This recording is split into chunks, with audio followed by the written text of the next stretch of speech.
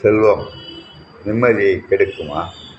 நிச்சயமாக கெடுக்கும். செல்வம் காலையிலேருந்து சாயந்தரம் வரைக்கும் வேலை பார்த்துட்டு வரவன் நைட்டில் கஞ்சியோ கூழோ எதையோ குடிச்சிட்டு படுத்தான்னா நிம்மதியாக தூக்கம் வந்துடும்.